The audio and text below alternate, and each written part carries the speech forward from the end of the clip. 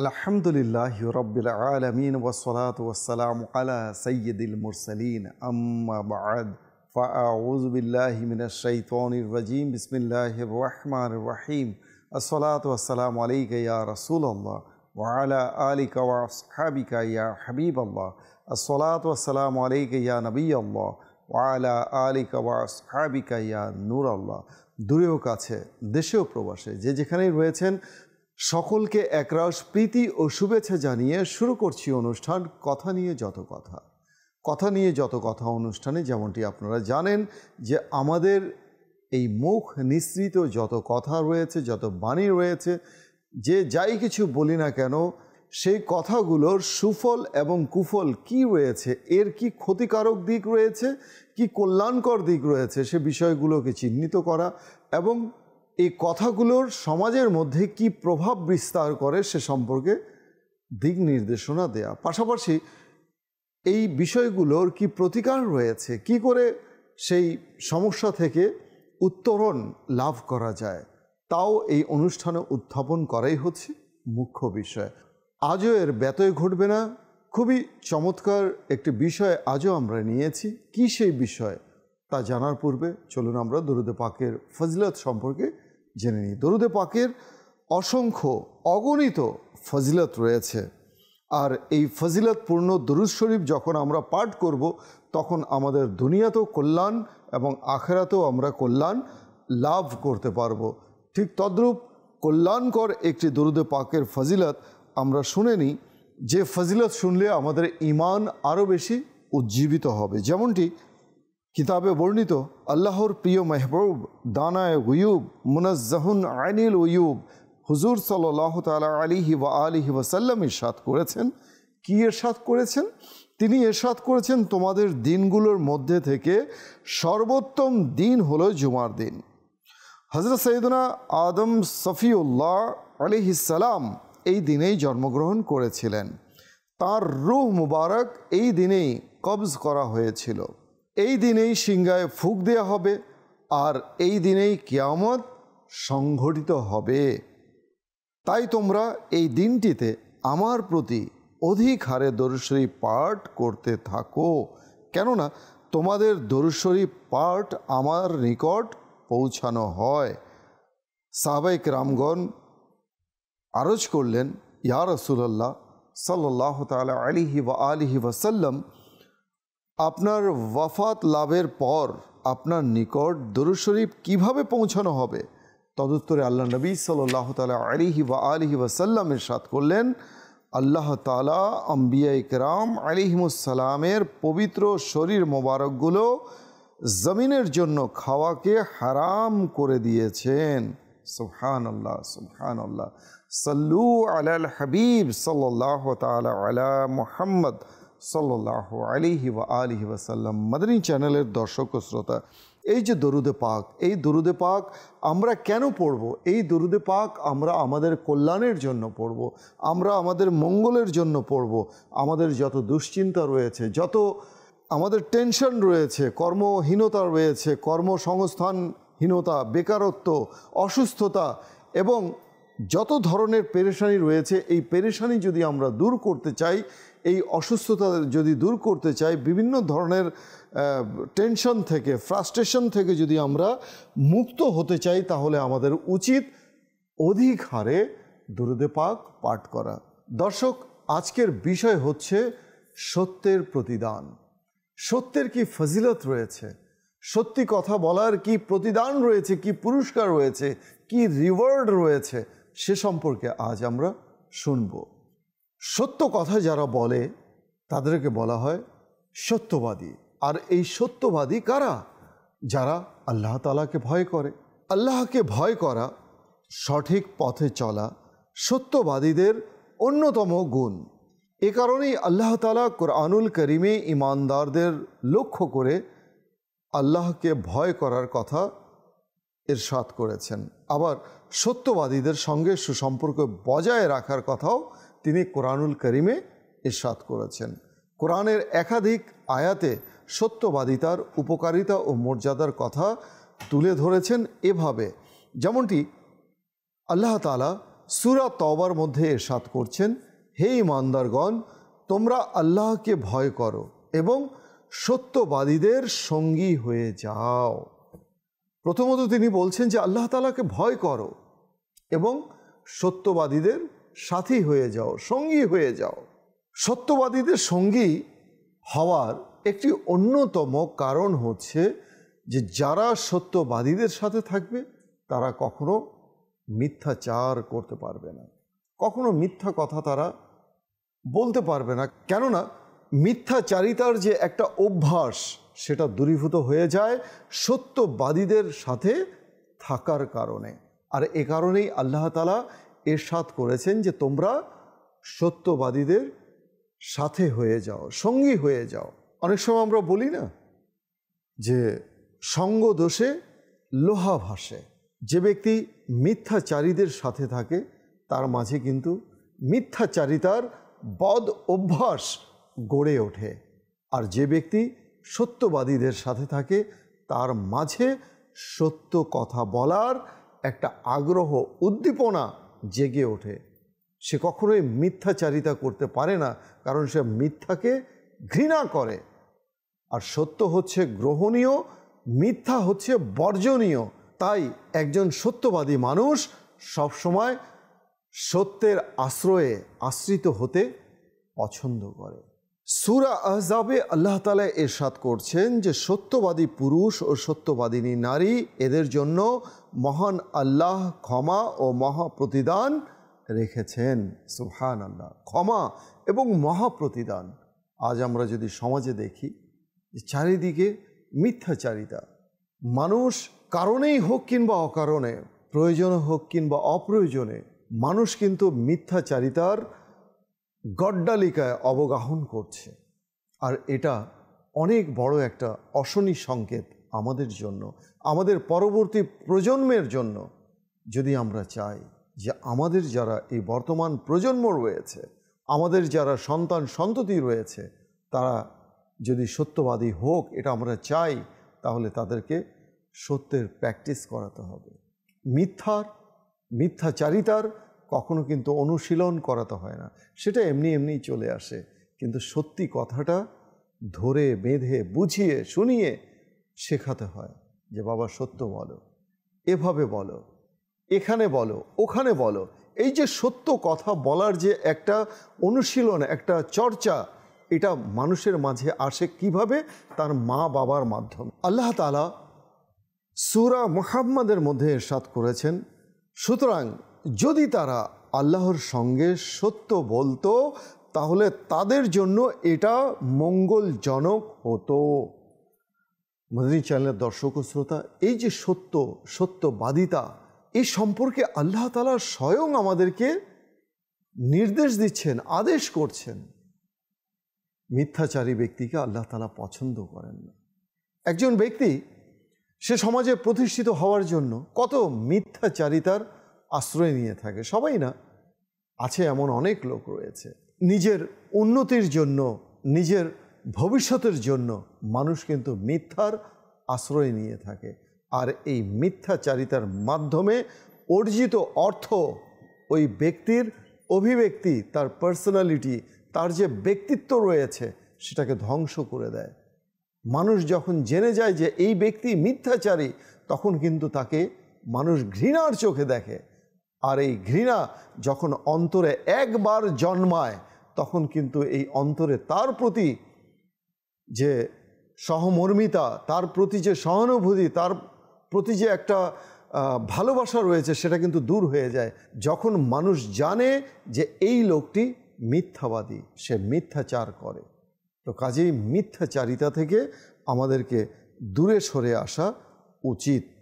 হাদিসে পাকে আরও বর্ণিত রয়েছে, প্রিয় নবী সাল্লাল্লাহু তাআলা আলাইহি ওয়া আলিহি ওয়াসাল্লাম মানুষকে সত্য বলার নির্দেশ দিয়েছেন, সত্যবাদিতার অনেক গুরুত্ব তুলে ধরেছেন। মানুষকে সত্যবাদী হতে অনেক মর্যাদা ও উপকারিতার কথা তুলে ধরেছেন। হাদিসের বর্ণনায় সত্যবাদিতার যেসব উপকারিতা উঠে এসেছে তা হলো, নাম্বার 1, সত্যবাদিতা জান্নাতের দিকে মানুষকে নিয়ে যায়। যেমন হজরত ইবনে মাসউদ রাদিয়াল্লাহু তাআলা আনহু থেকে বর্ণিত, নবী করিম রউফুর রহিম সাল্লাল্লাহু তাআলা আলাইহি ওয়া আলিহি ওয়াসাল্লাম ইরশাদ করেছেন। কি ইরশাদ করেছেন? নিশ্চয়ই সত্য মানুষকে পুণ্যের পথ দেখায় আর পুণ্য জান্নাতের দিকে নিয়ে যায়। একজন মানুষ অবিরত সত্য বলতে থাকে, শেষ পর্যন্ত আল্লাহর কাছে তাকে খুব সত্যবাদী বলে লেখা হয়। পক্ষান্তরে মিথ্যা পাপের পথ দেখায় আর পাপ জাহান্নামের দিকে নিয়ে যায়। একজন মানুষ সর্বদা যখন মিথ্যা বলতে থাকে, শেষ অবধি সে আল্লাহ তাআলার কাছে মহা মিথ্যাবাদী হিসেবে পরিগণিত হয়ে থাকে। বুখারী শরীফ, মুসলিম শরীফ, তিরমিজি শরীফ সহ অন্যান্য হাদিসে পাকের কিতাবেও এই হাদিসে মুবারাকা উঠে এসেছে। নম্বর 2, হজরত আবু মুহাম্মদ হাসান ইবনে আলী ইবনে আবি তালিব রাদিয়াল্লাহু তাআলা আনহু বর্ণনা করেন। কি বর্ণনা করেন? আমি রাসূলুল্লাহ সাল্লাল্লাহু তাআলা আলাইহি ওয়া আলিহি ওয়াসাল্লাম এর কাছ থেকে এই শব্দগুলো শুনে স্মরণ রেখেছি যে তুমি ওই সকল জিনিস পরিত্যাগ করো যে জিনিস তোমাকে সন্দেহের মাঝে নিপতিত করে, এবং তা গ্রহণ করো যাতে তোমার সন্দেহ নেই, কেননা সত্য প্রশান্তির কারণ এবং মিথ্যা সন্দেহের কারণ। তিরমিজি শরীফ, নাসাই এবং মুসনাদে আহমদ, দারিমি কিতাবের মধ্যে এই হাদিসে পাক বর্ণিত রয়েছে। দর্শক, এই যে সত্য বলা, এর কারণে মানুষের অন্তরে প্রশান্তি চলে আসে, মানুষের মাঝে স্বস্তি চলে আসে, প্রশান্তি যেটা আপনি কোটি টাকা দিয়ে কিনতে পারবেন না। একবার যদি কেউ ভুলবশত যদি কেউ মিথ্যাচার করে থাকে, তবে সেই মিথ্যাচারিতার যে কষ্ট রয়েছে সেটা সারাদিন তাকে পীড়া দেয়। তো কাজেই এই যে অনুশোচনা, এই যে এই অনুতপ্তই তো পারে একজন মানুষকে অন্ধকার থেকে আলোয় আনতে, মিথ্যাচারিতা থেকে সত্যের পথ দেখাতে। তো কাজেই আমাদের মাঝে অনুশোচনা থাকতে হবে। আল্লাহ তাআলা তো সবাইকেই বিবেক দিয়েছেন, কিন্তু অনেক মানুষ এমনও রয়েছে যারা বিবেককে ঘুম পাড়িয়ে নিজের কাজ করতে থাকে। অর্থাৎ যে মিথ্যাচারিতা করে সে সবসময় মিথ্যাচারিতা করে বেড়ায়, তার মাঝে কোনো ফিলিংস নেই, কোনো অনুভূতি নেই, যে সে কোনো অনুশোচনা নেই যে সে মিথ্যাচার করেছে। আর মিথ্যাচারিতা হচ্ছে অনেক বড় গুনাহ, কবিরা গুনাহ, আর জাহান্নামে নিয়ে যাওয়ার মতো কাজ। মাদানী চ্যানেলের দর্শক ও শ্রোতা, সত্যবাদিতা এমন এক গুণ, শুনে বিস্মিত হবেন যে এটা কাদের গুণ। এটা কোনো সাধারণ মানুষের গুণ নয়, এটা হচ্ছে আম্বিয়ায়ে কেরামের গুণ। যেমনটি হজরত আবু সুফিয়ান সখর ইবনে হারব রাদিয়াল্লাহু তাআলা আনহু একটি দীর্ঘ হাদিস বর্ণনা করেন, যাতে রোমের বাদশাহ হিরাক্লিয়াসের ঘটনা উঠে এসেছে। হিরাক্লিয়াস আবু সুফিয়ানকে জিজ্ঞাসা করলেন, তখনও তিনি ইসলাম ধর্ম কিন্তু কবুল করেননি, ইসলাম গ্রহণ করেননি। তাকে জিজ্ঞাসা করা হলো যে তিনি, অর্থাৎ নবী সাল্লাল্লাহু আলাইহি ওয়া আলিহি ওয়াসাল্লাম তোমাদেরকে কোন কাজের আদেশ করেছেন? আবু সুফিয়ান বললেন, তিনি ইরশাদ করেছেন, তোমরা শুধু এক আল্লাহর ইবাদত করো এবং তার সাথে কাউকে শরিক করো না, এবং ওই সকল কথা পরিহার করো যা তোমাদের বাপ দাদারা বলতো আর করত। আর তিনি আমাদেরকে নামাজ পড়ার আদেশ দিয়েছেন, সত্য কথা বলার আদেশ দিয়েছেন, চারিত্রিক পবিত্রতা রক্ষার আদেশ দিয়েছেন এবং আত্মীয়তার বন্ধন অটুট রাখার আদেশ দিয়েছেন। বুখারী, মুসলিম, তিরমিজি শরীফে এই হাদিসে পাক বর্ণনা করা হয়েছে। মাদানী চ্যানেলের দর্শক ও শ্রোতা, এই যে সত্য কথা বলার এত ফজিলত, সত্য কথা বলার এত যে সুফল রয়েছে, প্রতিদান রয়েছে, এত তো সত্ত্বেও আমাদের কি এই মনের ভেতরে এই চিন্তা চেতনা জাগ্রত হয় না যে এখন থেকে অন্তত আমরা নিয়ত করি যে just for a single word, একটা মিথ্যা শব্দও যেন আমরা আমাদের মুখ থেকে বের না করে নিয়ত করি দেখুন, সত্যিকারের নিয়ত পারে একজন মানুষকে গুনাহ থেকে বাঁচাতে আর ইবাদতমুখী করতে। সত্যিকারের নিয়ত, দৃঢ় সংকল্প যে আমি করব না, আমি বলবো না। আমরা কিন্তু অনেক অনর্থক কাজে সংকল্প করে থাকি, অপ্রয়োজনীয় কাজে, গুনাহের কাজে সংকল্প করে থাকি, মাআযাল্লাহ। কিন্তু আমাদের তো উচিত নেক কাজে, সৎকর্মে সংকল্পবদ্ধ হওয়া, নিজেকে নিজের সাথে প্রতিজ্ঞাবদ্ধ হওয়া যে আমি আজকে থেকে এই গুনাহ করব না। নিয়ত যখন দৃঢ় হয়, সংকল্প যখন সুদৃঢ় হয়, তখনই কিন্তু ওই ব্যক্তির পক্ষে সম্ভব হয় গুনাহ থেকে বিরত থাকা। আজকে সমাজে মানুষ কি ক্রেতা কি বিক্রেতা মিথ্যাচারিতা করে থাকে। আমি তো অমুক জায়গায় এত টাকা পাচ্ছি, আপনি কেন এত বেশি রাখছেন? একটা বললো আর কি, আকাশে যেমন ফাঁকা গুলি ছুড়ে দেয় মানুষ, সেইভাবে একটা বলল। অনেক সময় এমন হয়ে থাকে, সব সময় না, অনেকেই এমন হয়ে থাকে। আবার অনেক বিক্রেতা আছে যে এটা আমি এত টাকায় কিনেছি, এত টাকায়। এই যে ক্রেতা বিক্রেতার মাঝে যে মিথ্যাচারিতার যে একটা কুপ্রথা, একটা যে ট্রেন্ড একটা চলছে, এটা কিন্তু অনেক বড় একটা অশনি সংকেত আমাদের জন্য। এই মিথ্যাচারিতার কারণে এমন যেন না হয় যে কাল কিয়ামতের দিনে আমরা ফেঁসে যাই আর আল্লাহ তাআলা আমাদেরকে জাহান্নামের অতল গহ্বরে আমাদেরকে নিক্ষেপ করেন। অনেক সময় আমরা নিজে তো মিথ্যা বলি, কিন্তু সন্তানাদির মিথ্যাচারিতা আমরা শুনতে অভ্যস্ত হই না।